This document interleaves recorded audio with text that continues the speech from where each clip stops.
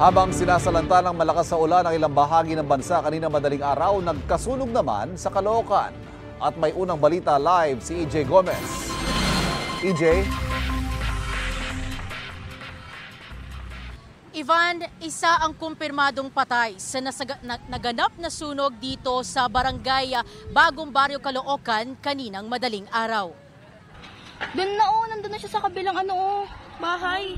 Mag-aalas 4 ng madaling araw kanina nang sumiklab ang sunog sa ilang bahay sa Arellano Street, barangay Bagong Baryo sa Caloocan. Agad itong itanaas sa unang alarma. 5 fire truck ng Bureau of Fire Protection ang rumisponde bukod sa mga fire volunteer. Kanya-kanyang hakot ng mga gamit ng mga apektadong residente. Ang magpartner na sina Mary Ana Trose, agad daw napauwi mula sa graveyard shift ng kanilang trabaho nang malamang nasusunog ang kanilang bahay. Nung nakauwi na kami, hindi na kami pinapasok kasi wala na daw. Sunog na daw. Wala kami ng salba. Kahit ID namin, mga napundar namin, wala. Nailigtas po yung buhay ng aso namin, pati yung mga anak ko, mga kapatid ko, mga magulang ko, at mga pinsan ko nailigtas, mga pamangkin ko. Pahirapan daw para kay Edward na nagdadialysis ang paglikas sa kanilang tirahan sa gitna ng sunog. Yun po, medyo mahirap. Ginising na lang po kami kasi nangangamoy na po yung bahay namin yung kuryente. Kaya yun po pala, lumalaki na yung apoy. Yun, yung iba na isalba, yung iba hindi. Katulad ng mga med-cert ko, yung papel ko sa pagdialysis. Based dun sa nakatira sa loob is kandila.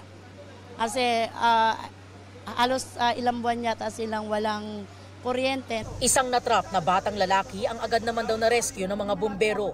Sa kasamaang palad, natagpuan namang patay ang isang 58 anyos na babae. Yung casualty po natin, ang edad niya 59. Nakita po ng natin to ng tropa. Doon po sa second floor, ang pinagmulan niya po third floor. Nanggaling po siya sa third floor, bumagsak siya sa second floor. Tapos nadaganan na po siya doon ng mga gamit. Na-recover po nung tropa po natin, talagang na po siya. Sunog na po.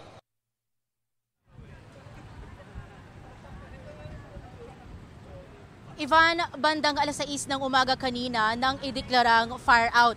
Ayon sa BFP, aabot sa 200,000 piso ang tinatayang kabuang halaga ng natupok.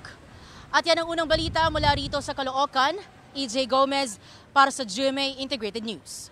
Kapuso, para laging una ka sa mga balita, bisitahin at mag-subscribe sa GMA Integrated News sa YouTube. Sa mga kapuso abroad, samahan nyo kami sa GMA Pinoy TV at sa www.gmanews.tv.